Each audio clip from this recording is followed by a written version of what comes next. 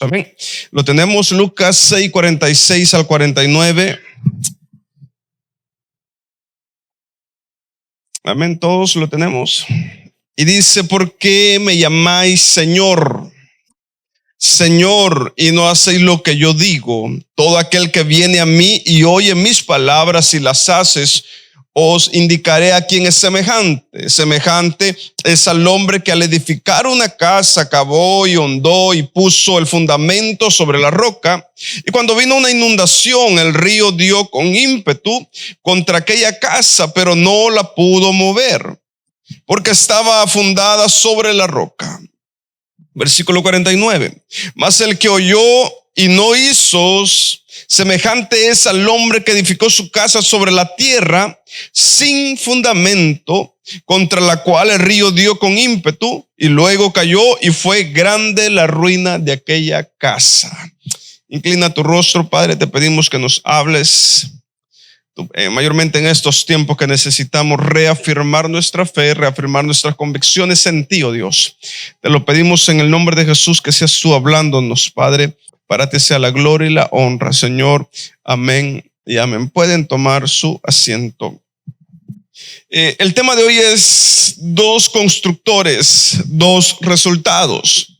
Es interesante lo que estamos viendo acerca de este capítulo, Lucas. El contexto de este capítulo, si usted va a Mateo capítulo 7, después que, o en el momento del Sermón del Monte, Jesús, después de dar, desde el capítulo 5, versículo 1, después de dar todos los mandamientos, el Sermón del Monte, correcto, el sermón ético, terminando de dar esas leyes o esa ética de Jesús, él termina con esta frase, ¿no? Diciendo sobre los dos cimientos. Y la pregunta es esto: ¿cuál es el énfasis de Jesús hablar de los dos cimientos? ¿Cuál es el énfasis de Jesús poner este detalle del Sermón del Monte? Y es que quiero que pasemos a la otra.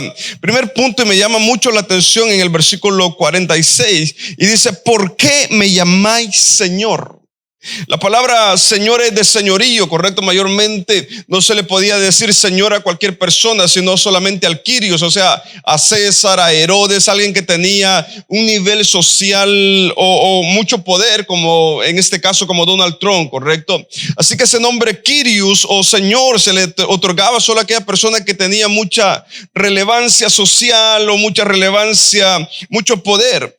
Así que esta palabra Señor, Señor, Jesús les dice: bueno, aquí hay algo que no cuadra, correcto, aquí hay algo que no está bien, porque ustedes me llaman Señor, pero no hacen lo que, no hacen lo que yo les digo, no se someten a mi señorío. Y esto es interesante, ¿no? Porque muchas veces podemos expresarle a Dios que lo amamos, pero estar contrario en nuestras acciones de lo que somos, correcto. Y esto es interesante, así de que vamos a seguir avanzando con todo esto, ¿no? La característica del hombre que construye sobre la roca. Cualquiera pues que me oye, el versículo 24 de Mateo capítulo 7, cualquiera que me oye es alguien que presta atención. Una de las características es que esta persona que edifica sobre la roca aprende a oír, a escuchar. Y esto es interesante, ¿no? Cualquiera que me oye estas palabras es alguien que presta atención a lo que Jesús dice, tiene un corazón receptivo y sensible a la voz de Dios, no ignora la palabra ni vive alejado de ella. Y esto me llama mucho la atención porque hoy en día vivimos en tiempos donde en los servicios tiene más relevancia la alabanza que la misma palabra de Dios. Y tiene que ser al contrario. Lo que realmente embellece un servicio no es la alabanza, es la predicación. Porque es donde Dios nos habla, porque es donde Dios nos redarguye, nos confronta con su verdad, ¿correcto? Yo le decía a los músicos, lo que hace bello la alabanza no es la música misma, porque la música sirve para adornar la letra, ¿correcto? Y eso es muy interesante que prestemos atención. La música solo sirve para adornar la letra, porque la música, el tiempo de la alabanza es una predicación en sí misma. Amén. Ahora bien, Romanos 10:17 dice: la fe viene por el oír, y el oír ¿qué? La palabra de Dios, y esto es interesante. Así que, hermanos, si usted le agarra picazón, usted le agarra ganas de ir al baño cada vez que hay una prédica, déjeme decirle que usted es un carnudo. En verdad, porque la prédica es lo que mueve, ¿correcto? La prédica es lo que enriquece. La prédica, yo no considero de que haya un cristiano lleno del Espíritu Santo que no le guste escuchar palabra. En verdad, todo cristiano es una oveja y la oveja come ¿de qué? De lo que se da, correcto. Entonces no puede haber un cristiano lleno del Espíritu Santo cuando no está en las prédicas. Ahora bien, la fe viene por el oír y el oír la palabra de Dios. Sé que el pastor dice lo mismo, hermano, búscate otro pastor, búscate otra iglesia, aliméntate, correcto, aliméntate, porque es importante que te alimentes. Si no te gusta como el predicador, como tu servidor predica, es necesario buscar una iglesia donde nos llame la atención la palabra de Dios. Amén. ¿Por qué digo esto? No porque no les quiera, les digo porque los quiero, porque de nada sirve tener un pastor cuando no nos gusta cómo predica, ¿correcto? Es mejor buscar un pastor de acuerdo a nuestra categoría, de acuerdo a nuestro conocimiento y escuchar la palabra. Lo importante es escuchar la palabra porque la fe viene por el oír y el oír la palabra de Dios, ¿correcto? Ahora bien, segunda característica. La primera característica, la persona oye. La segunda característica, obedece lo que oye. Y esto es muy importante. No solamente oír, sino el obedecer. Es la siguiente. El obedecer lo que se oye, ¿correcto?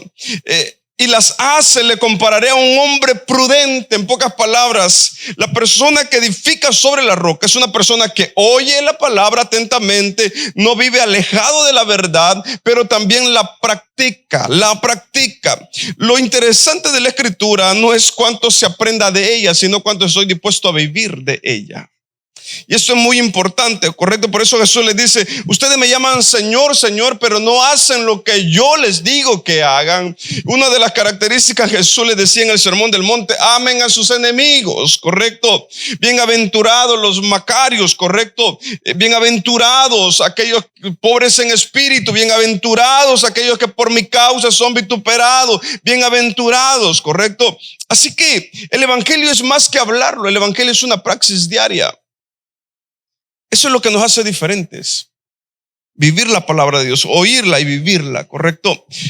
Hoy en día, algo que me da miedo hoy en día y es el conocimiento vasto que hay en este tiempo. Creo que nunca hemos vivido un tiempo donde el conocimiento ha estado a flota, correcto. El conocimiento, en los 80 había oración y oración, pero hoy en día hay puro conocimiento.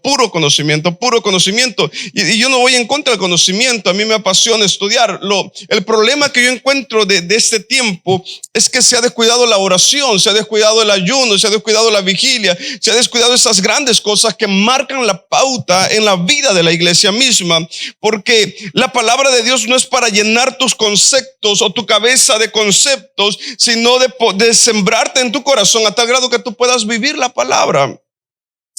Y las hace, correcto. Le compararé a un hombre que oye y las hace, las cosas que yo les digo. ¿De cuántas veces nosotros hacemos lo que Dios nos dice? Es prudente también. Una de las terceras características, que este hombre es prudente y es sabio. Le compararé a un hombre prudente. Dice, el hombre prudente piensa en el futuro y construye con visión eterna. Sabe que las tormentas vendrán, así que se prepara desde ahora. No vive, y esta parte me gustó, no vive, pasemos a la otra, no vive de emociones. Y esto es interesante, no vive de emociones, vive con base sólida. Y esto es muy importante, iglesia, que podamos entender. La Biblia no nos prohibió o no nos dijo que si seguimos a Cristo la vida iba a ser fácil. En cambio, la Biblia dice de que si seguimos a Cristo vamos a andar una cruz, vamos a llorar, vamos a patalear, van a haber momentos de dolor, de crisis, de tantas cosas, correcto. La Biblia no dice ni siquiera que te va a evitar que tú pases por esos momentos difíciles. A Pedro le dijo: Pedro, Satanás te ha pedido ¿para qué? ¿Y qué le dijo Jesús? Pedro, no te preocupes, yo voy a quitar esa zaranda, yo tengo el poder. Le dijo: no, Pedrito, es necesario que pase por esa zaranda, porque esa zaranda lo que va a hacer de ti es sacar aquellas cosas que no sirven, ¿correcto? Aquellas cosas que están de más en ti. Ese carácter, Pedro, eso impulsivo que eres, Pedro, esa zaranda te va a hacer acercarte más a mí, a reflexionar de cómo está tu vida espiritual. Si nos damos cuenta, cuando una persona vive por emociones, primer punto, la vida de uno decae, ya no quieres ir a la iglesia, ya las críticas te tumban. Hermano, lo que estoy hablando es de la característica de un hombre que vive en Cristo Jesús. Pero hay dos tipos de hombre, ¿correcto? Pero déjeme terminar esto. La cuarta característica: construye con cuidado y profundidad, que edificó su casa sobre la roca. En pocas palabras, esta persona no va a construir en cualquier terreno porque mire un espacio. Esta persona es cuidadosa en analizar el terreno. También no busca lo fácil, ni lo rápido, ni lo seguro y duradero, sino lo seguro y lo duradero. Entonces, esta persona es detallista. Esta persona mira el terreno, lo analiza, lo investiga para hacer su casa. ¿Cuántas veces de nosotros no hemos tenido en la vida momentos que nuestro corazón está tan lleno de tanta basura, sentimientos, rencor, egoísmo, estas cosas que lo único que hacen es ponernos bajo un terreno inestable que cualquier crítica nos tumba, ¿correcto? Las personas que siembran bajo la roca son personas que están firmes en Cristo Jesús. Son personas que venga lo que venga se mantienen. Son personas que su casa está edificada bajo la roca que es Cristo Jesús, y que cada vez que vienen momentos difíciles, estas personas recuerdan de que hay una palabra que dice que Él está con nosotros. Hermanos, en estos tiempos, el cristiano que vive bajo un emocionalismo va a ser un cristiano que va a decaer. El cristiano de hoy en día debe de dejar de vivir en emocionalismo y vivir bajo la palabra de Dios. Y eso es lo que realmente vale la pena.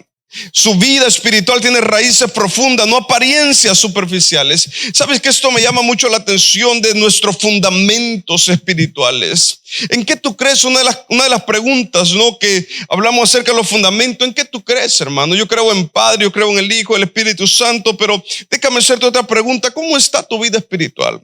Me llamó la atención lo que dice Peter Escasero, el líder espiritualmente sano. Él dice que una de las características de alguien que está sano o alguien que tiene un fundamento sólido es aquel que sabe y reconoce cuáles son sus cicatrices, cuáles son sus dolores dentro de sí, cuál es el desorden que hay dentro de él mismo, y dice, y no los hace a un lado, sino que los confronta. Y eso me llama mucho la atención, porque parte de yo construir mi casa sobre la roca, uno, es reconocer cuáles son las áreas que están mal, el desorden emocional que yo tengo, y trabajar en ellos, ¿correcto? Tenemos un ejemplo muy claro, el ejemplo de Pedro. A mí me llama mucho la atención Pedro, porque Pedro, aparte de 3 años andar con Cristo Jesús, Pedro con un carácter impulsivo, con un carácter temperamental, con un carácter del demonio, ¿correcto? Pedro realmente su carácter, a pesar que andaba con Cristo, Pedro su carácter no había cambiado.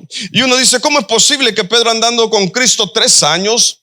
¿Cómo es posible que Pedro escuchando el sermón del monte, escuchando todos los sermones, mirando los milagros, a la hija de Jairo que le dijo, Talita cumi, levántate y anda, y Pedro no haya cambiado, ¿correcto?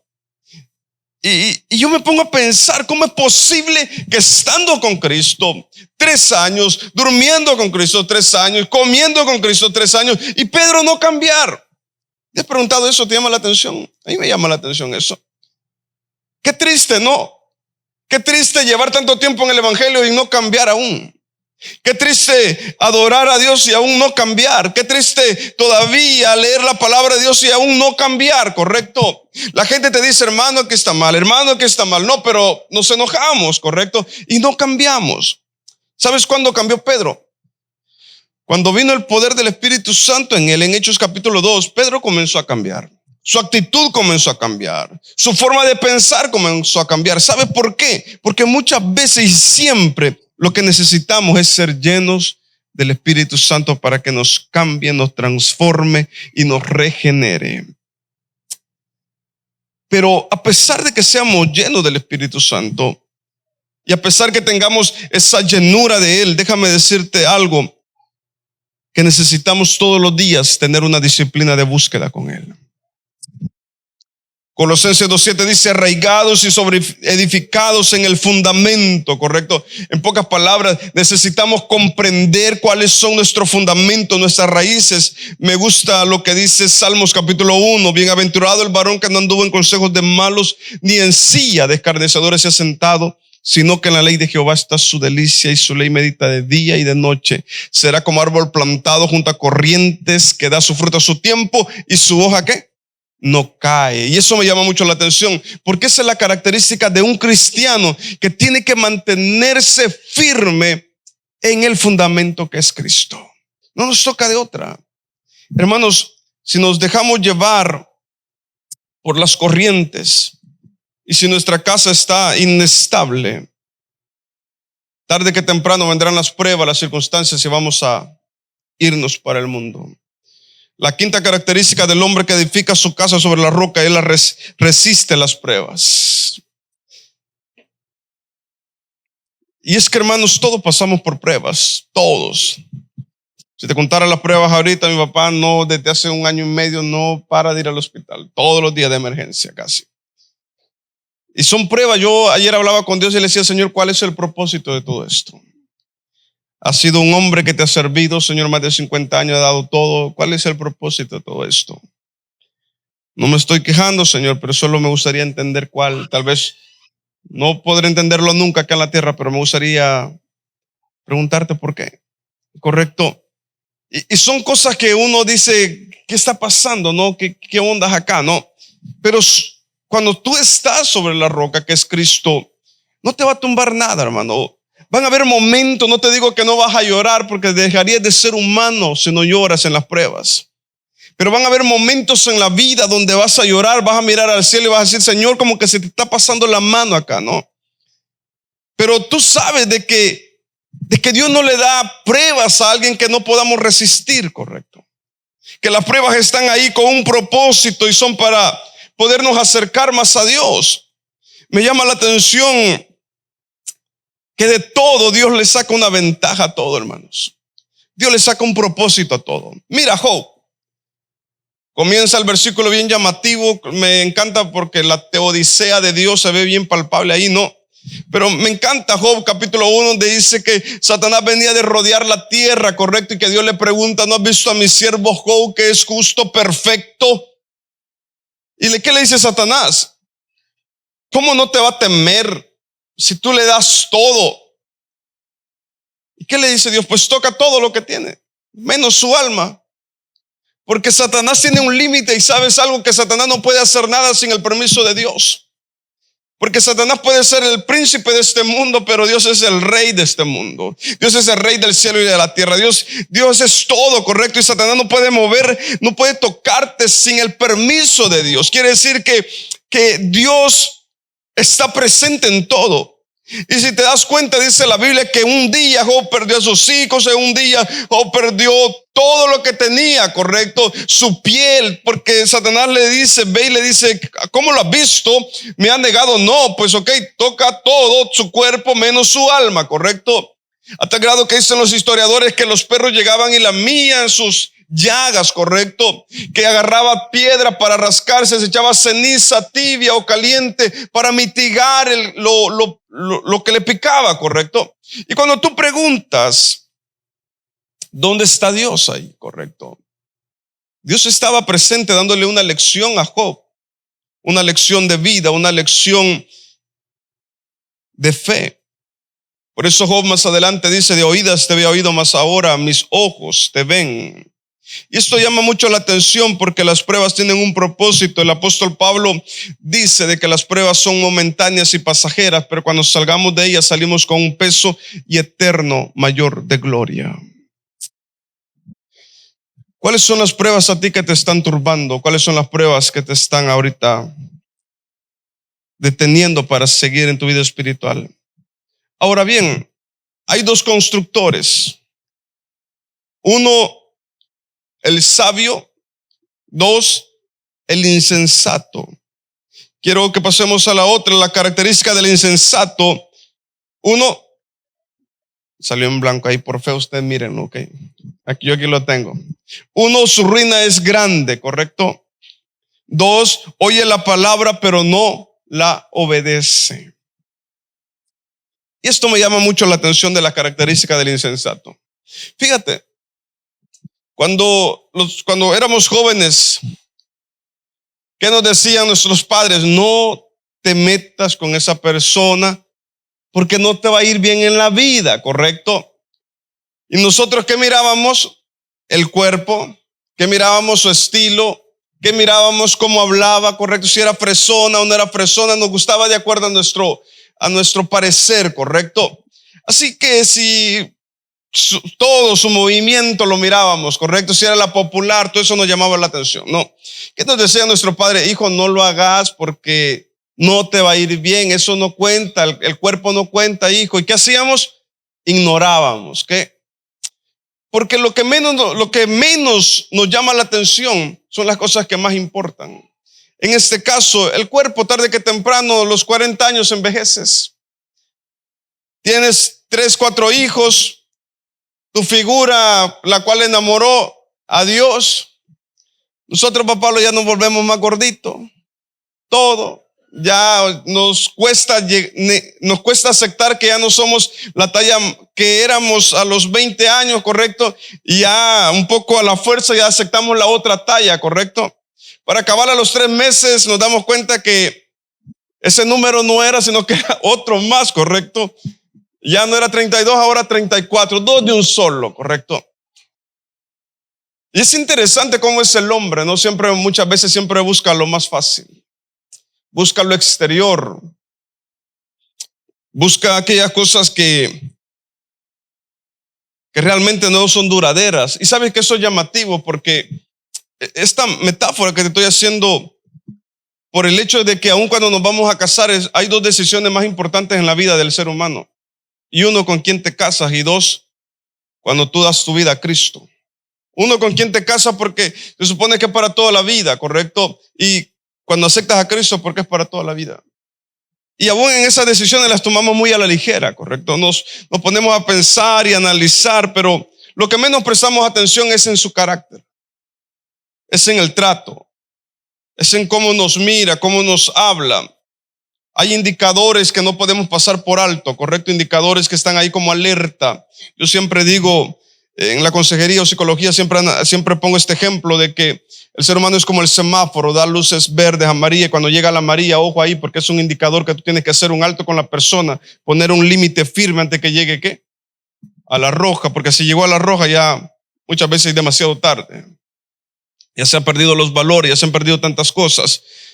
Por eso es importante esta persona insensata, porque la Biblia cataloga que es el insensato, aquel que no tiene sentido, aquel que la flojera, por no llamarlo a una persona que no tiene coherencia, ¿correcto? Que no le toma importancia a aquellas cosas que realmente son importantes. Fíjate, este hombre, imagínate todo lo que gastó para edificar una casa y dijo, bueno, este terreno está plano, ¿correcto? Ese terreno se mira bien, ¿correcto? Bien planito, no tengo que poner maquinaria, ahí hago la casa, ¿correcto? Hago el footing y todo, ¿no? Y el otro hombre que miró un terreno con piedras, pero muy sólido, dijo, bueno, yo tengo que rentar las máquinas, pero lo voy a planar, ¿correcto? Para que la casa quede bien sólida. Y el otro que estaba ahí dijo, no, pues ahí está plano, solo hago el footing y levanto los cimientos y me evito la maquinaria. Muchas veces lo fácil sale caro. Y el problema es que cuando hablamos de nuestra vida es peor todavía. Cuando permitimos cosas en nuestra vida, como a nuestros hijos les celebramos las mentiras. Ay, qué bonito mira, me mintió mi hijo. En verdad, te alegras.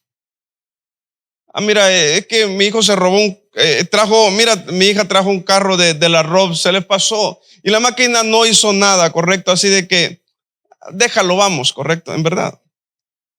¿Es ético eso? ¿Es de cristianos eso? Nada cuesta regresarse y decirle, hija, vamos, yo sé que te pasó, no pasa nada, pero este es su lugar porque no lo compramos, ¿correcto? Y si se pone a llorar, mira, este es el valor, esto se tiene que hacer, te lo compro, pero esto es lo que se tiene que hacer, ¿correcto? Porque ojo a esto, estás invirtiendo en la vida de tus hijos. Le estás poniendo cimiento a tus hijos, valores a tus hijos. Y muchas veces esas cosas, el hombre insensato recuerda que le gusta lo fácil. Muchas veces si ves un error, no pasa nada. Son cosas de niños, espérate.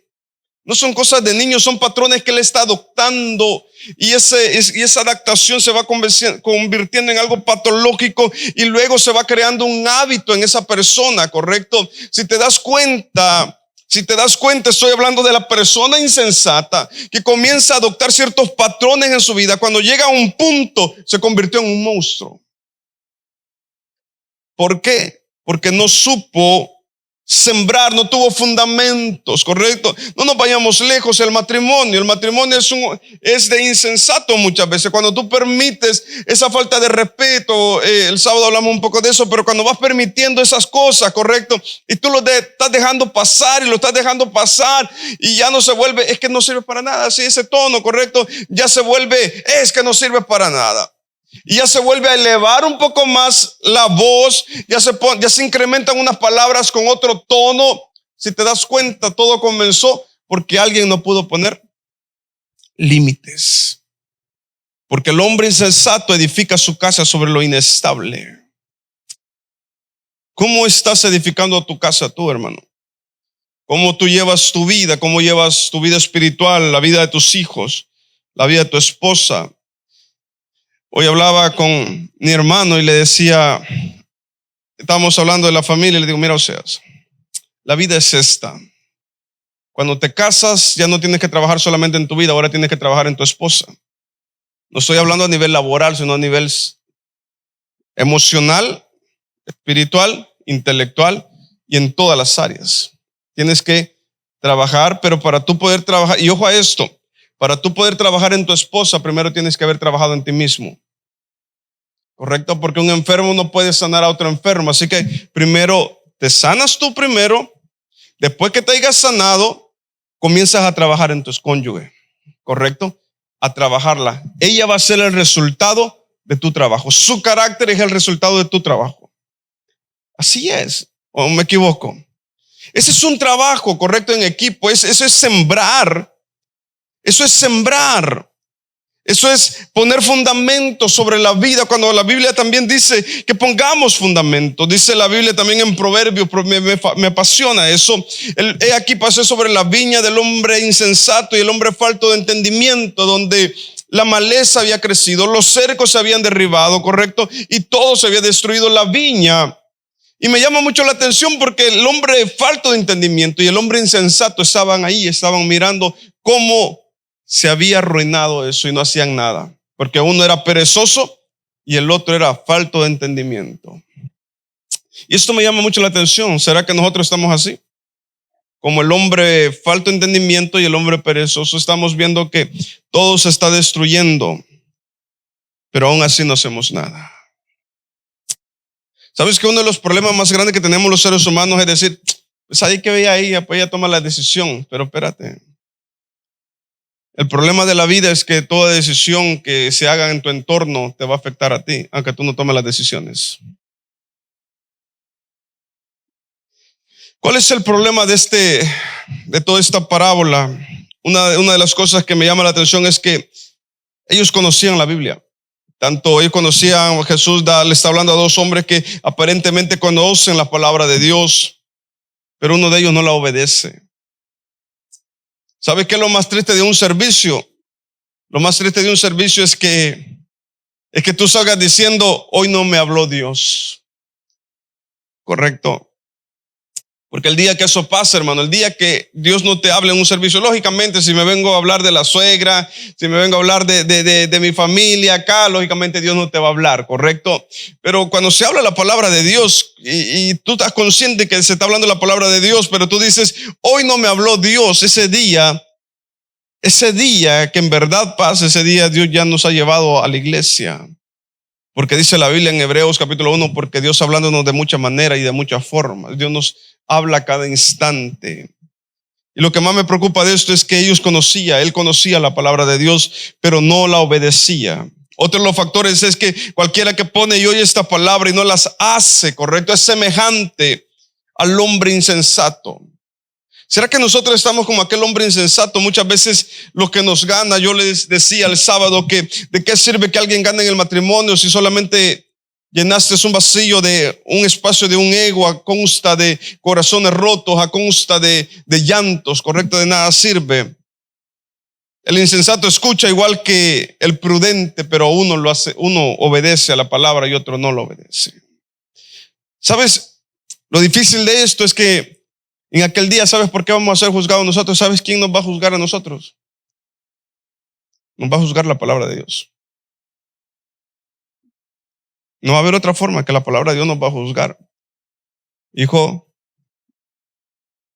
cuando dice perdona, va a buscar el libro de la vida. Yo dije que perdonara, ¿perdonaste? No. Hijo, no mientas. Yo dije que no mintieras, mentiste. Sí. La palabra de Dios te va a juzgar. Esta es nuestra carta, ¿correcto? Es nuestro manual de vida. Es fácil. Pastor, yo no sé qué hacer. Sigue el manual de vida. Aquí está. Es importante entender que la palabra de Dios no solamente es para un conocimiento, sino para saciar nuestra alma, nuestro corazón. La palabra de Dios tiene poder. ¿Poder para qué? Para transformar nuestras vidas. ¿Poder para qué? Para quebrantarnos. ¿Sabes qué? Casi voy terminando. ¿Sabes que si miramos la historia, 1517, por ejemplo, de Lutero, ¿sabes con qué versículo se inspiró Lutero? ¿Y con qué versículo hizo una revolución a nivel mundial? Romanos capítulo 1, versículo 16-17. El justo por la fe vivirá. Un solo versículo cambió la mentalidad de Lutero. Spurgeon también un solo versículo. San Agustín de Hipona, solamente un versículo también cambió sus vidas. La pregunta es por qué la palabra de Dios no nos ha transformado a nosotros. ¿Con qué mentalidad tú vienes a la iglesia? ¿Sabes que uno de los problemas grandes, y a mí me gusta eso, Juan capítulo 10 dice que el ladrón no viene para matar, hurtar y destruir, ¿correcto? Alguien me dijo, pastor, yo protejo todo, mi casa, mis carros en oración, pastor, en ayuno, en todo, pastor. Yo le dije, insensato, ¿y quién te dijo a ti que Satanás quiere robarte tu casa? Él es el príncipe. Cuando tú vas a Mateo 4, ¿qué le dice Satanás? Lo llevó a un pináculo y le dice, si me adoras, todo esto que ves es tuyo, te lo daré. O sea, Satanás, ¿para qué te va a robar un carro? Si él tiene carros, ¿para qué te va a robar una casa si él tiene casas? Satanás no pretende y no va a perder el tiempo. Y ojo a esto, hermanos, casi voy terminando. Satanás no pretende quitarte los bienes que tú tienes. No necesita hacer eso. Basta con Satanás saber de que no somos buenos administradores. Y él dice, déjalo, como no es un buen administrador, él solo lo va a perder, correcto. Pero no creas que es casualidad que cada vez que vienes a la iglesia, te has preguntado, si yo lo llevara a un parque, hagamos una estadística, si yo lo llevo a un parque a ustedes, ahorita, ¿a quiénes de ustedes les diera sueño? O lo llevara a jugar algo ahí, ¿a quiénes de ustedes les diera sueño? A nadie. Ahora, ¿te has preguntado por qué siempre en el momento de la prédica da sueño? Te aseguro que si traigo a Harrigan, traigo a quien sea, te digo que el factor no cambia. En verdad. Porque al principio es la palabra de Dios. No es que estés cansado. Es que son factores espirituales que tenemos que enfrentar y vencerlos. Yo no predico tanto. Si supieras que mi papá predicaba 1 hora y media y ahí teníamos que estar nosotros. En verdad. Yo quiero decirles algo porque les amo. La palabra de Dios sigue teniendo poder para transformar, cambiar nuestras vidas. Si nosotros dejamos de ponerle valor a la palabra de Dios, nuestras vidas no van a cambiar, hermanos. Nuestras familias, Satanás va a seguir tomando ventaja. La Biblia nos habla de todo de la Biblia. Por eso, en junio yo te hago la invitación vamos a dar una lista. Si tú anótate. El folleto vale como $7, $8 que Nelson lo vende, doctor Nelson, perdón, lo vende, correcto, por él hizo ese manual. Pero es bien interesante, 31 días de sabiduría leyendo proverbios, donde cada día hay un manual que nos va a edificar, nos va a cambiar. Y no es para hacerle promoción a doctor Nelson, es para meternos en la palabra de Dios, correcto. Imagínate que el capítulo 1, el principio de la sabiduría, el temor de Jehová. Muchas veces ni leer podemos. Yo le pregunto, temor a Jehová. Le digo, ¿dónde dice eso? Proverbios capítulo 1. No, no dice temor a Jehová. Dice el temor de Jehová. Porque repetimos lo que nos dicen de la palabra de Dios, pero no hemos prestado atención a leerla. La palabra de Dios sigue teniendo poder. Volvamos a la escritura, hermanos. Seamos como aquel hombre sabio que edificó su casa sobre la roca. Vino ruinas, vino una tormenta, pero se mantuvo firme. Vienen momentos difíciles para este mundo, momentos tan difíciles que si pudiéramos hablar de escatología lo pudiéramos hablar, pero que solamente van a resistir a aquellos que estén cimentados en la palabra de Dios. Así que es momento, hermanos, ya no estamos en tiempo de vivir bajo emociones, estamos en tiempo de guardarnos, luchar por el evangelio de Dios y sobre todo afirmarnos con Cristo y procurar para que nuestros hijos también sean alcanzados por Cristo Jesús. Preocupémonos por nuestra familia, hermanos. Así que, ¿por qué no inclinas tu rostro ahí? Y soberano Dios, en esta hora te damos gracias. Te pedimos que seas tú hablándonos, Señor, tocando nuestras vidas, nuestros corazones. Y sobre todo, Padre, que ministres, Señor. Ayúdanos a ser como aquel hombre sabio, Padre, que edificó su casa sobre la roca, que vino ruina, vino tempestades, pero ellas se mantuvieron, Señor. Señor, ayúdanos a ser como este hombre, Padre, que edifique, Padre, su vida, su familia, Padre, de acuerdo a tu enseñanza, de acuerdo a tu palabra, Señor. Estamos en momentos, Señor, donde la filosofía, Padre, donde tantas cosas, tantas corrientes han venido, Señor, a atormentar, a atacar, Señor, nuestras convicciones, Padre. Ayúdanos a mantenernos firmes en ti, Señor. En el nombre de Jesús te lo pedimos, Padre. Amén y amén, Bueno, gracias Señor. por haber estado acá y quedarte hasta el final de escuchar esta palabra que espero que haya sido de edificación para tu vida.